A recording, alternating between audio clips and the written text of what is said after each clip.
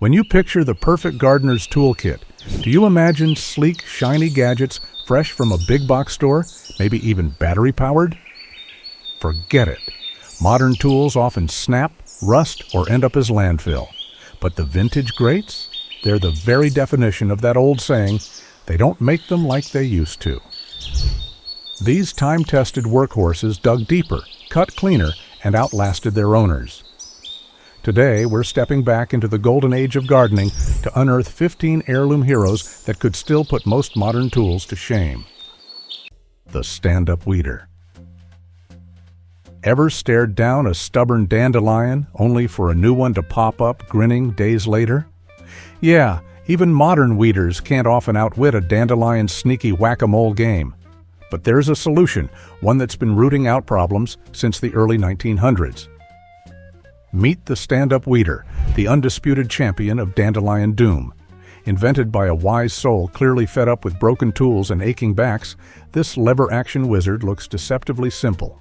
Modern weeders often require you to dig, pry, and hope you got the root, often resulting in snapped taproots or tools snapping under pressure. Well, the stand-up weeder employs brilliant foot-powered leverage. Its 4 sharp stainless steel claws spear down around the weed. When you step on the wide footpad and lean back gently, the long handle acts as a lever, smoothly extracting the entire root system you'd have otherwise missed, often several inches long with minimal soil disturbance. That satisfying thwop as the root releases is pure gardening therapy. Well, fast forward a century later, and this weeder is still your best bet in defeating these stubborn weeds. Finding one today is easier said than done, but in the rare chance that you do find one, enjoy the catharsis of total weed annihilation, and that isn't the only tool that's effective against weeds. What do you know about the greatest multi-tool of its day? Roller hoe. Picture this, a sturdy wheel clad with sharp curved steel blades designed to both roll along your garden rows and slice through weeds without even breaking a sweat. That, guys, is the beauty of the roller hoe. Unlike many modern plastic or flimsy metal versions, these antique roller hoes were built to last, crafted from heavy steel that can be sharpened again and again and equipped with smooth wooden handles that feel like an extension of your arm. Believe it or not, the roller hoe's clever design for rapid weeding and tilth improvement hasn't been topped even today. A vintage roller hoe remains a fantastic tool for anyone managing medium to large garden beds or even small-scale farms. If you're tired of the roar of gas engines or the worry of batteries dying mid-duty, or if you prefer peaceful mornings, then its silent, non-motorized action is just perfect for you. Plus, with a little TLC, cleaning off rust, sharpening the blades, and oiling the axle, your century-old roller hoe is ready to roll as smoothly as any newfangled model. Having ruthlessly dispatched weeds at ground level, we turn our attention downwards to the very foundation of planting. What tool could possibly be worthy of such a noble task? Copper hand trowel. While modern trowels are content being dirt pushers, this coppery legend wages a silent century-long war against blight, fungus, and the dark forces of root rot. It's not just an antique tool, it's a hygiene-obsessed superhero for your soil. Here's a little fun fact about a good old copper hand trowel. It's naturally antimicrobial. Modern stainless or aluminum trowels are germ taxis. How? Well, scratches trap pathogens, spreading diseases like damping off or fusarium wilt as you innocently transplant seedlings. Copper, on the other hand, is naturally oligodynamic. What this means is that its ions blast through microbial cell walls like tiny, relentless missiles. Even its unglazed patina isn't just pretty, it's a biofilm of death to pesky microbes. Plus, copper conducts heat, gently warming soil around seeds for faster germination. Modern trowels are entirely different, even inferior. They'd often bend at the neck or snap. A forged copper trowel thickens with age, its handle socket hammered, not glued. Now, go and hunt for a vintage copper hand trowel. Regardless of how old, that patina's still working. With our germ-slaying trowel safely sheathed, we need something sturdy to support the fruits of our labor. Think something less flimsy cage and more Victorian-era bodyguard. Wrought iron plant support. Imagine if your plants had their own personal, trusty scaffolding crew, lining up to keep them upright and fabulous. That would mean even better yield for your tomatoes, cucumbers, beans, and every other vining plant that requires support. Well, behold the plant support that laughs at storms, scoffs at heirloom tomato tantrums, and outlives your grandma's favorite gardening gloves. That would be the wrought iron plant support. Compared to these vintage plant supports, modern cages are coat hangers with delusions of grandeur. Here's the thing, modern supports are thin-gauge steel, spot-welded, and powder-coated. They rust at the joints, buckle under zucchini, and become yet another garden disaster once you need them to do some heavy lifting. True wrought iron or early mild steel supports are monolithic. Forged by hand, their fibrous grain structure absorbs stress. Weight means stability. A 4-foot vintage tomato tower can weigh up to 8 to 10 pounds. They withstand decades of wind, rain, and enthusiastic harvesting without so much as bending. Finding a wrought iron plant support today is asking a lot, but if you do, it could be perfect for heavy peonies, rambling roses, and yes, even that 6-foot tall tomato. Now that your plants are standing tall, let's talk about a tool that's a cut above the others, literally.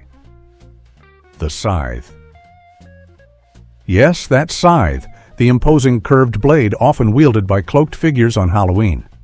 Well, for real-life gardeners, it's been the ultimate mower, able to tackle tall grass, grain stalks, and even annoying invasive plants.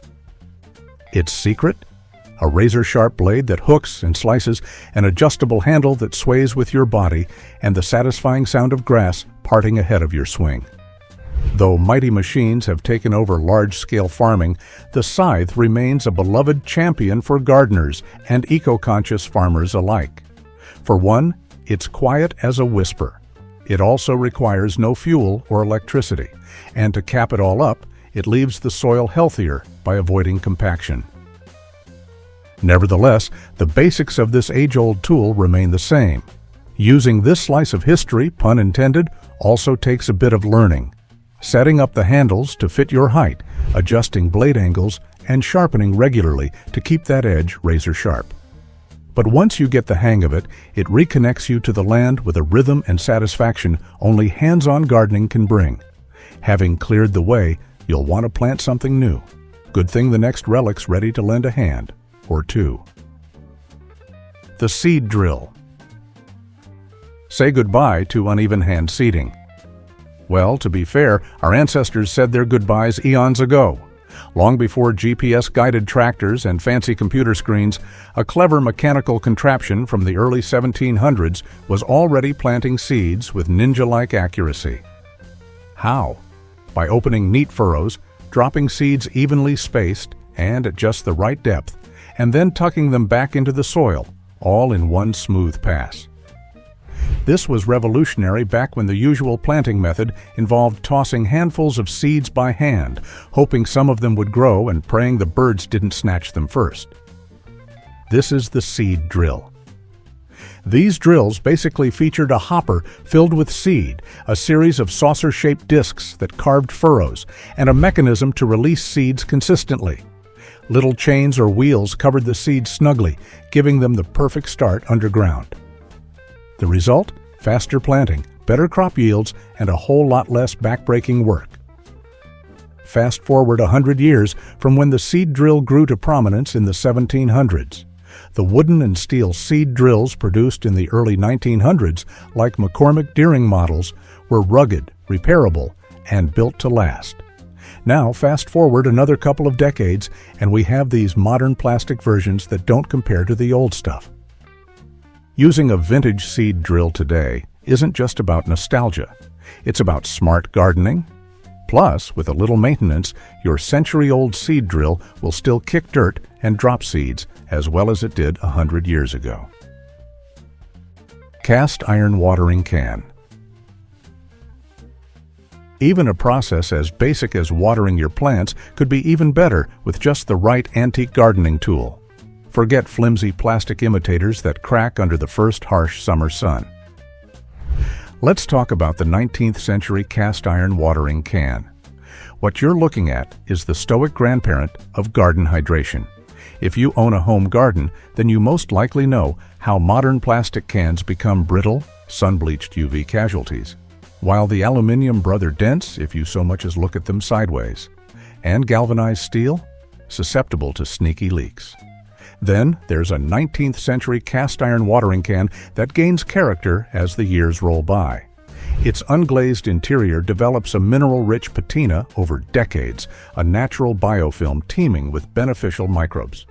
This patina acts like a tiny filtration system, subtly altering the water chemistry. Furthermore, the porous nature of cast iron allows for microaeration.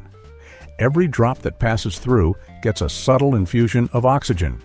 The weight, usually seen as a drawback, is often a feature. It forces a slow, deliberate, and perfectly even pour.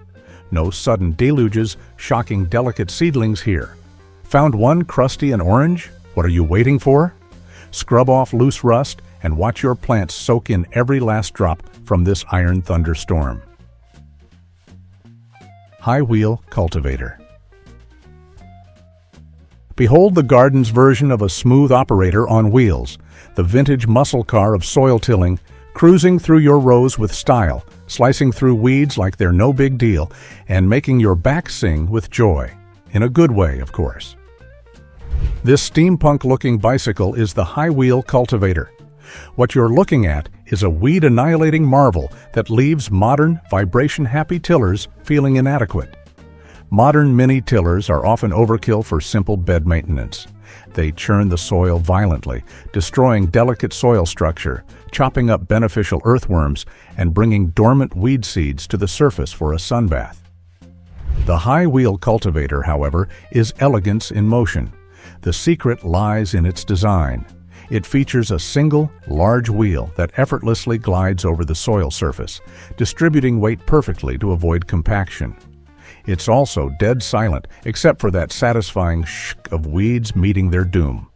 Plus, it requires zero fossil fuels or extension cords and builds a healthy workout into your gardening. Modern equivalents, though, feel flimsy and cheap. There are still many originals that are working fields even after 80-plus years. Try that with a plastic-geared electric tiller. The Spade. Nothing feels quite as sturdy as a 100-year-old carbon steel spade. The older the tool, the more ergonomic its ash or hickory handle, worn smooth by years of honest toil. This is probably the most classic no-nonsense garden tool you'll ever see. The beauty of the spade is in its simplicity. It's been around for thousands of years, with not much changed, simply because it's just that good. What makes the spade so timeless in the garden? Well, it's all about precision digging. Unlike a curved shovel that scoops, the spade's straight, sharp-edged blade cuts cleanly through soil, roots, and sod, making it perfect for turning beds, edging garden plots, chopping through tough clods, and transplanting. The classic design features a handle that is both sturdy enough to lever the earth out with strength and comfortable enough to hold for hours of back-friendly digging. Past centuries even show exquisite craftsmanship like offset blades or iron foot plates to protect your boots while digging. Today, many gardeners prefer vintage spades because their quality steel blades hold an edge better, and the wooden handles have that worn, ergonomic feel you just don't get with cheap modern designs. Even if you find an old spade at a flea market or garage sale, a little sanding and oiling can bring it back to life, often even better than so many brand new options. The Lopping Shears. Their blades might be tired, but a resharpened pair of 1920s loppers stands up to thick branches that modern tools can only gnash at. That's the beauty of a vintage looping shear. These long-handled, tough-as-nail scissors make tending to thick branches and woody stems feel less like a wrestling match and more like a graceful snip-snap dance. Think of loppers as the big siblings to your pruning shears, built for power and reach, typically sporting handles from about 12 inches up to 36 inches to give you the leverage you need without turning your arms to jelly. These vintage champions, often crafted with wooden handles and solid steel blades, were designed for pruning branches too thick for hand pruners, usually anything up to around 2 inches in diameter. Many vintage models feature replaceable blades and oilable joints, making them nearly eternal with some routine TLC. So, whether you're tackling that wild overgrown hedge or preparing wood for your next compost pile, Lopping Shears bridge the gap between muscle and precision. And once you've cleaned up those branches, get ready to turn your attention to the perfect tool for making room for fresh growth. Solid forged garden fork. Don't be fooled by the fork label. This is more than your dainty salad flipper. A garden fork is that gentle giant that hugs compost, flips the soil at will, lifts potatoes, and pokes rocks and clay into submission. Modern forks wobble and snap at the first sign of resistance within the soil. A solid forged older garden fork is a single shank of angry steel that is near invincible. Modern garden forks are often welded nightmares, the handle socket fused to a stamped plate holding individual tines. Weak points everywhere, and that means you're never too far from a snap. Now, pre-World War II forks, hot forged from one billet. The steel's crystalline structure runs uninterrupted from tip to handle socket. Tines taper elegantly to piercing points, flexing slightly on impact but always returning true. They penetrate compacted soil, lever rocks, and turn compost piles without flinching. Stainless modern forks? Often softer steel that dings and dulls like that. So go out and hunt for a solid forged garden fork. The older, the better. Sharpen its tine tips with a mill file from time to time and wrestle with the earth's toughest layers. P.S. If a solid garden fork's by your side, you're never losing the battle. The Dibber. There aren't many that understood resourcefulness quite like the gardeners of old, who somehow mastered the soil with nothing but a pointy stick. Enter the ultimate low-tech genius, the Dibber. This garden tool is great for creating neat, perfectly sized holes to plant seeds, seedlings, or bulbs with zero fuss. This trusty little tool dates all the way back to Roman times and has changed very little since. If it ain't broke, don't fix it. You're probably wondering, why use a dibber today instead of just poking holes with your fingers? Well, besides saving your manicure, the dibber helps you plant at just the right depth every time, which means better germination and healthier roots. Whether you're planting tiny lettuce seeds or bigger bulbs, using a dibber keeps spacing consistent and gives your plants the perfect start. Some gardeners even use their dibber for loosening soil in tight spots or creating small irrigation holes. Talk about handy. And the cherry on top? If you can't buy one, you can make your own. All you need is a stick that's long enough. So next time you're ready to pop those seeds in the ground, grab your dibber, make neat holes, and treat your garden like the precision project it is. Having planted our seeds with ancient wisdom, let's prepare for the bounty to come. How do we harvest treasures without turning them into casualties? Time for the potato pacifist. Potato scoop. While charging spades into the soil to harvest potatoes might work occasionally, sometimes you need a tool that can guarantee a more elegant underground execution. And that's where the potato scoop comes in. It doesn't just harvest potatoes, it liberates them, smooth, efficient, and effective. Modern shovels are potato assassins. Thin edges slice through tender skins, flat blades crush what they don't cut, and their stab and lift technique turns harvest day into a tuber massacre. Fortunately, blacksmiths who clearly respected their supper fixed this with this genius design. For one, its curved blade cradles potatoes like a hammock, sliding under the root system without stabbing. Then, its basket-like slides stop rolling escapees during the lift. Its forged steel construction ensures that it stays rigid through it all, while being thin enough to slice soil smoothly.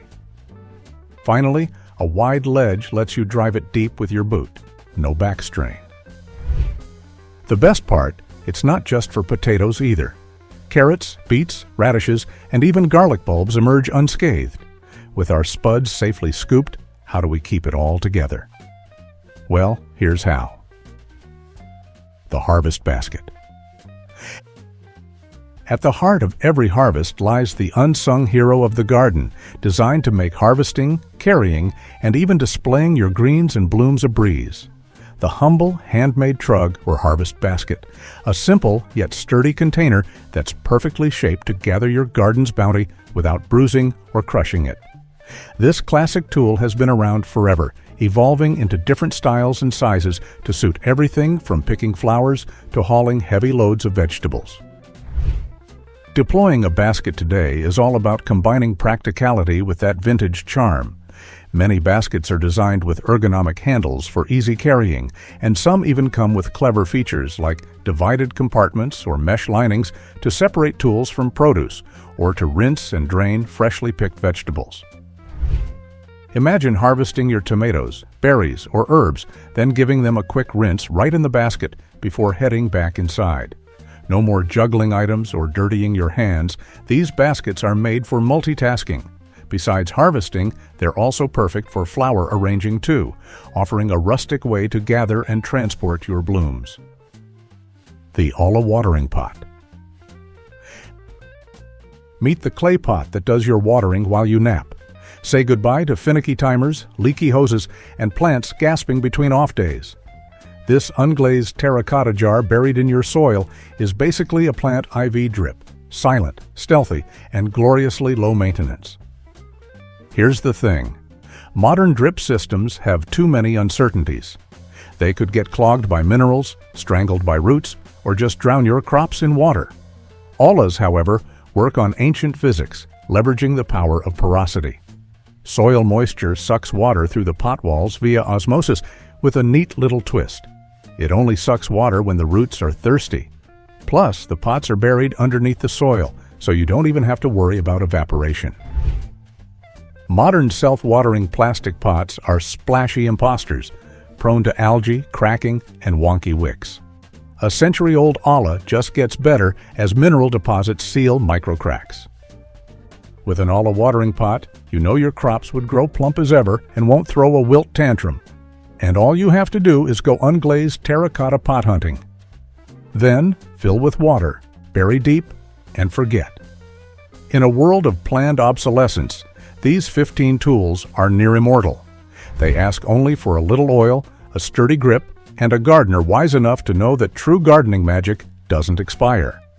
So tell us, which of these do you have now in your home garden, and which are you open to trying? If you enjoyed today's video, like and subscribe to our channel for more green-thumbed wisdom.